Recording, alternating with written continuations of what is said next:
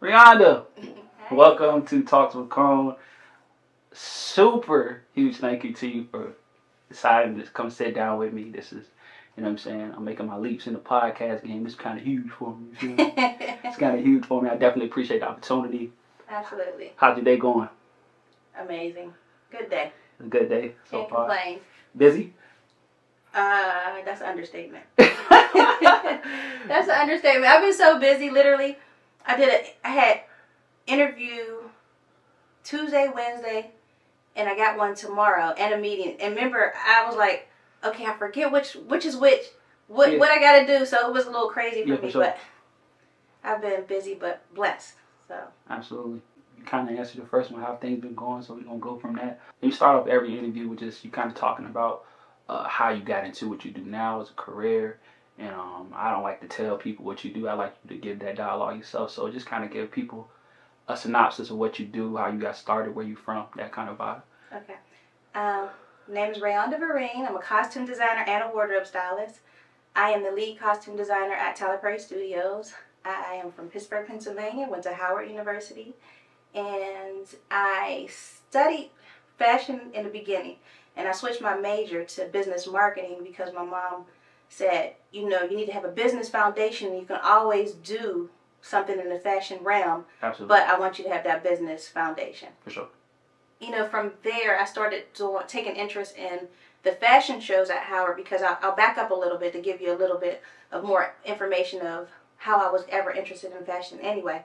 At 13 years old, I was 5'8", and I started modeling at 13. I was a junior runway model. Okay. And I was sort of shy, and I kind of, was more interested in what they did behind the scenes. And so at some point, I was like, I don't want to model anymore. I want to do something behind the scenes. I like, whatever's happening behind the scenes. There's so much work that goes into it. And fashion shows happen like in a split of a second. You spend months and months preparing for a fashion show and it happens in 30 seconds.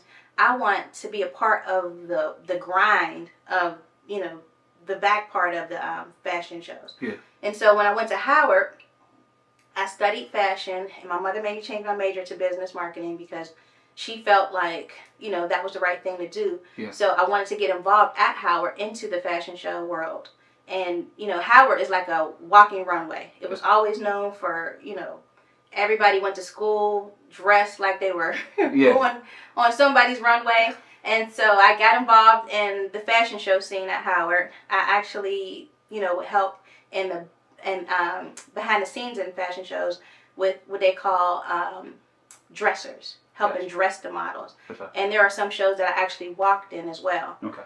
And so from there, I graduated from Howard with a business marketing degree, and I knew I did not want to work for corporate America. I was not. I knew that right away. As a teenager, I knew right away. I don't know what I'm doing, but I know that I'm not working for corporate America. For sure. So I graduated, and I started doing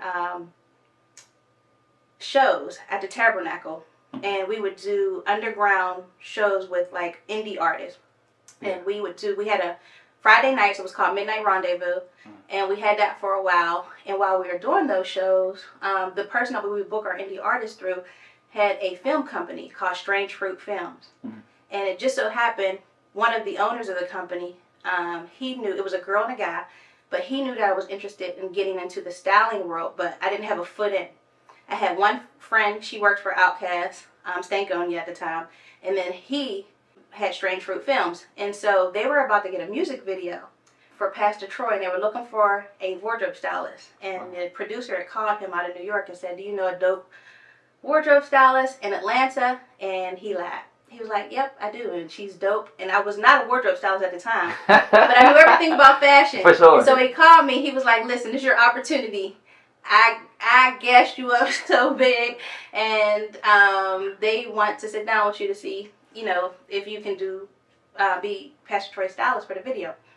And from that point on, I started styling music videos. I did that video, which led to, multiple videos after. Sure. And so I worked in the music video world as a stylist for quite some time, along with doing fashion shows for Macy's. I ended up landing a contract with Macy's, doing a lot of their ready-to-wear shows in Saks Fifth Avenue. I would do their designer show once a year. And I also worked for America's Mart, which is the apparel mart that does fashion trade shows.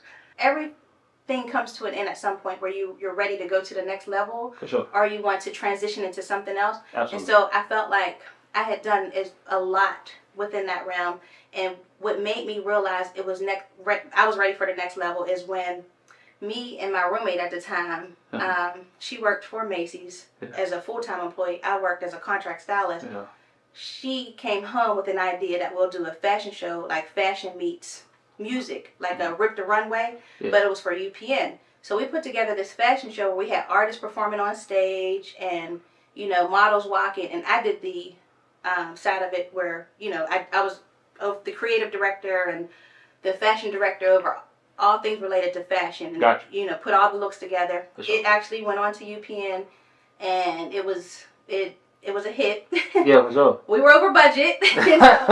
There were some other issues with that. So I was like, you know what? I think I want to do TV and film. I think I want to, explore that avenue. Yeah. But just being a wardrobe stylist, what people don't realize, you can't transition from being a wardrobe stylist to being a costumer. They're two different worlds. Yeah. You think just because it's dealing with fashion and clothing that it's the same.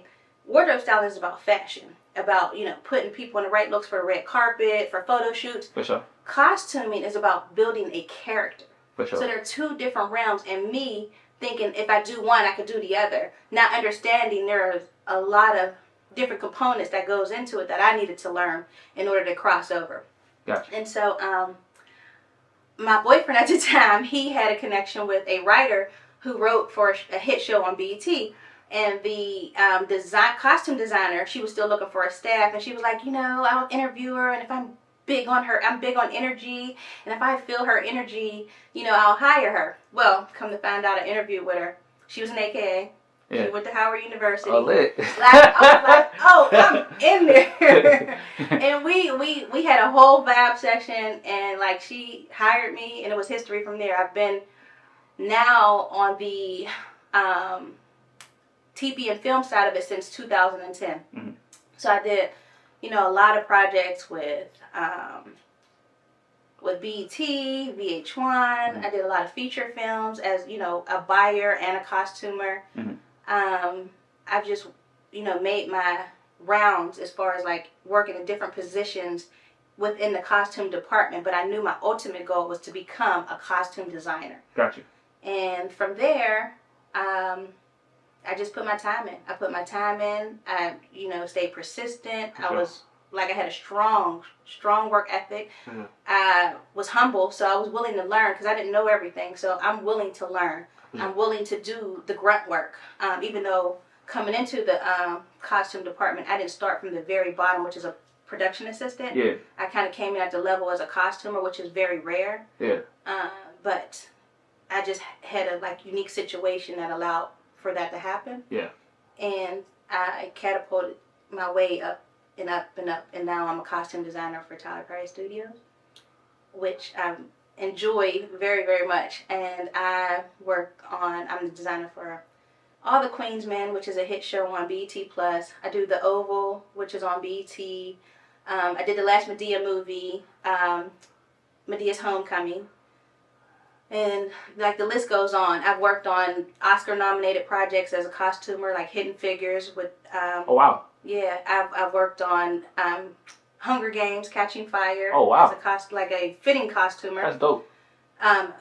And the list goes on, and I don't know what else. That's the general basis of that question. Just kind of give a synopsis of how you started getting to where you're at now, and the innuendos, the avenues you had to go through. One thing I always like to reiterate in these interviews is the process of becoming where you're at now. Mm-hmm. I think the side of you that's doing it, people see it and oh, she's here doing it at this level, mm-hmm. but they really don't get to hear how it happens all the time unless they're directly connected with you, and that's not something that we're always open to having in dialoguing. So it's cool that you, I'm grateful that you sat down and shared it with me. It's just a reminder that there's work involved in whatever you desire to do, whatever you desire to achieve. You got to put in the grunt work to get it there. Who would you say is or have been some of your main inspirations through your process of creating and things like that?